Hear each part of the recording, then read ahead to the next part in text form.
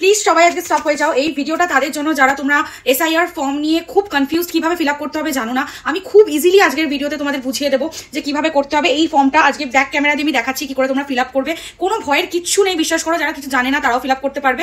তাছাড়াও যদি কোনো সেরকম ভুল হয়, যখন বিএলও অফিস থেকে আসবে তোমাদেরকে রেকটিফাই করিয়ে দিয়েই যাবে ওরা। তো ওনারাও রয়েছে, কোনো টেনশনের কিছু নেই। আমি তাও ব্যাক ক্যামেরা দিয়ে তোমাদের দেখিয়ে দিচ্ছি, বুঝিয়ে দিচ্ছি, দেখে নাও।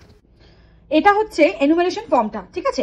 তো এইটা সবাই তোমরা পাবে। তার সাথে কিন্তু আমাদেরকে সবাইকে জোগাড় করে রাখতে হবে এটা হচ্ছে 2002 সালের ভোটার লিস্টে সবার নাম, ঠিক আছে? নির্বাচক তালিকা 2002, এখানে ক্রমিক নাম্বার রয়েছে, নির্বাচকের নাম রয়েছে, সম্পর্ক রয়েছে, মানে যার মানে যে গার্জিয়ান তার সাথে কি সম্পর্ক, গার্জিয়ানের নাম, ঠিক আছে? সব রয়েছে এখানে। তো এই হচ্ছে, এইটা আমাদের মাস্ট, এটা দেখে আমাদের ফর্ম ফিল আপটা হবে। তো এবার আমি চট করে চলো বলে দিই যে এইটাই হচ্ছে মেন লাগবে 2002 এর ভোটার লিস্ট, যেটা সবাই বলছে। তোমরা চাইলে অনলাইন থেকেও এটা দেখে বার করে দিতে পারো। আমি অন্য একদিন ওইটার ভিডিও করে দেবো যে কিভাবে বার করবে। তো চলো চলে আসি যে কিভাবে ফর্ম ফিল আপ করতে হয়। প্রথমে তাতে আতঙ্কিত হওয়ার কিছু নেই, খুব ইজি একটা ব্যাপার, যে কেউ মানে যারা কিছু জানেও না তারাও ফিল আপ করতে পারবে, এতটা ইজি। আচ্ছা, প্রথমত বলে দিই, সেটা হচ্ছে আমি ফটো টটোগুলো ঢেকে দিলাম। যাই হোক, এই আগে ব্যাপারটা বুঝে নিতে হবে। এখানে 3টে কলম আছে, 1, 2, 3টে, ঠিক আছে?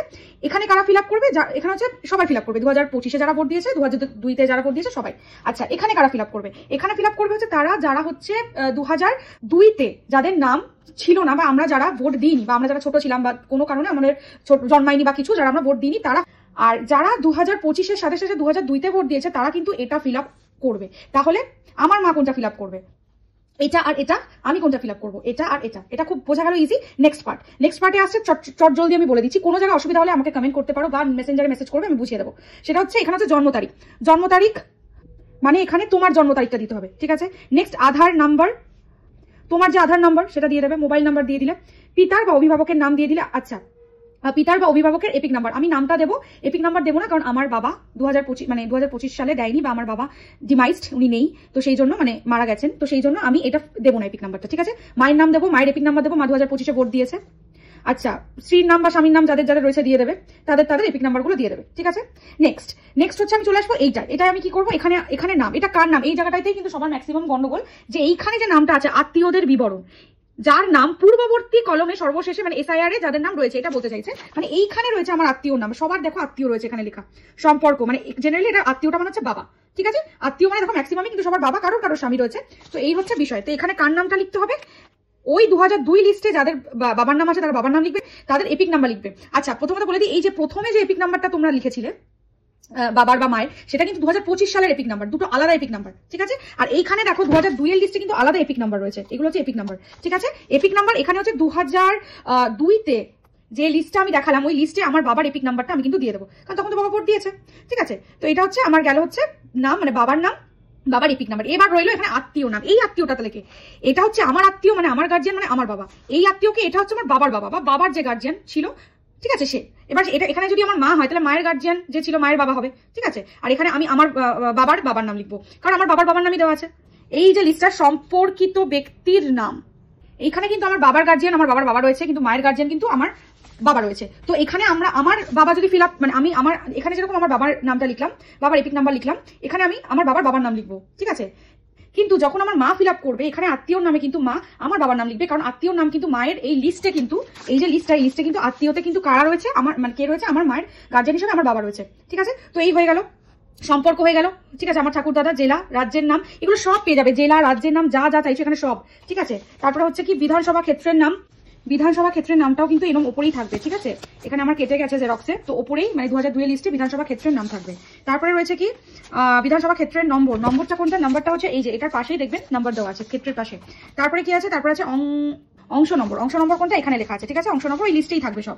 ক্রমিক সংখ্যা কোনটা? এখানে দেখবেন ক্রমিক সংখ্যাটা রয়েছে, ঠিক আছে? এই যে উপরে। সিমিলার ভাবে আমার মাও কিন্তু এভাবেই ফিল আপ করবে, যারা 2002-তে ভোট দিয়েছে তারাও কিন্তু এভাবে ফিল আপ করবে। তারা কিভাবে করবে? তারা হচ্ছে তাদের নাম লিখলো, আমার মা কি করবে, আমার মায়ের নাম লেখার পরে তার এপিক নাম্বারটা লিখবে, আত্মীয়র নামে এই 2002 এর লিস্টে যে আত্মীয় সেটাই কিন্তু ফিল আপ করতে হবে। 2002 এর লিস্টে আমার মায়ের আত্মীয় আমার বাবা রয়েছে, মানে গার্জিয়ান হিসেবে আমার মা কিন্তু আমার বাবার নাম আর বাবার এপিক নাম্বারটা দেবে। আমার বাবা যদি বেঁচে থাকতো, আমার বাবা কি করতো, আমার বাবা কিন্তু আমার বাবার যেহেতু গার্জিয়ান ছিল, আমার বাবার নাম লিখতো, বাবার এপিক নাম্বারটা লিখতো, ঠিক আছে? সম্পর্কটা দিয়ে দিতে হবে, বাবা যেহেতু তাদের বাবা লিখতো পিতা, আর আমার মা লিখবে স্বামী, জেলা রাজ্যের নাম ঠিক এখানে যেভাবে ফিল আপ করা হয়েছে, মা কিন্তু 2002 এর লিস্ট দেখে কিন্তু সেভাবে ফিল আপ করবে, একদম ইজি ব্যাপার। আচ্ছা এখানে কি হচ্ছে, তারপরে নিচে হচ্ছে এই জায়গাটা সাইন হবে, তোমরা সাইন করতে পারো, তোমরা না থাকলে এই যে দেখো যে কোনো কেউ সাইন করতে পারে, বাড়ির সদস্য কিন্তু, বা হাতের ছাপও দেওয়া যেতে পারে, ব্র্যাকেটে ডটার বা মেয়ে হোক বা ছেলে হোক সম্পর্কটা রিলেটিভটা লিখে দিতে হবে, ঠিক আছে। দেন এখানে দুটো ফর্ম দিয়েছে, একই ছবি দেওয়া, তোমার দুটো ফর্ম থাকবে, নাম্বার 1 নাম্বার 2। তো একটা হচ্ছে বিএলও অফিসে জমা নিয়ে নেবে, আরেকটা তোমার কাছে কিন্তু বিএলও অফিসারের নাম মানে স্ট্যাম্প দিয়ে তাদের সাইন করিয়ে আমাদের বাড়িতে রেখে দিতে হবে। খুব ইজি, বোঝা গেল? কোনো অসুবিধা হলে তাও যোগাযোগ করে দেবে। এটা মাথায় রেখো, আমরা ফিল আপ করবো যারা 2002-তে জন্মায়নি, এটা আর এটা, বা যারা 2002-তে জন্মেছি আমরা বা ভোট দিইনি, এটা আর এটা, আর যারা 2002-তে ভোট দিয়েছে তারা এটা আর এটা। ওকে, আশা করি আমি তোমাদের সবাইকে ইজিলি বোঝাতে পেরেছি। তাও যদি কোনো অসুবিধা হয় তোমরা মেসেঞ্জারে মেসেজ করতে পারো, কমেন্ট বক্সে কমেন্ট করতে পারো। আর হ্যাঁ, সব থেকে ইজি একটা ব্যাপার বলছি, সেটা হচ্ছে যেটা আমরা সবাই করছি, যেটা তোমাদের দিয়েছে জেরক্স করবে, জেরক্সটার মধ্যে যত ইচ্ছা ভুল করো, ঠিক আছে। দেন জেরক্সটা দেখে দেখে তোমরা ফাইনালটাই লেখো, তাহলে দেখবে আর কোনো ভয় হবে না ফিল আপটা করতে, ঠিক আছে। তো তোমরা জেরক্সটা দেখে দেখেই চেষ্টা করো লেখার, আর তারপর ফাইনাল লেখাটা ওটা দেখে ফাইনালটা ফিল আপ করবে। আর কোনো জায়গায় যদি দ্বিধা থাকে, তাও অসুবিধা হয়, অফিসের থেকে যে আসবে সেখান থেকে তো তোমরা জেনেই যাবে, ওরা হেল্প করে দেবে। আর আমি যতটা চেষ্টা করেছি 110% বোঝানোর, যাতে তোমরা ইজিলি বুঝতে পারো, আশা করি আর কোনো সমস্যা হবে না।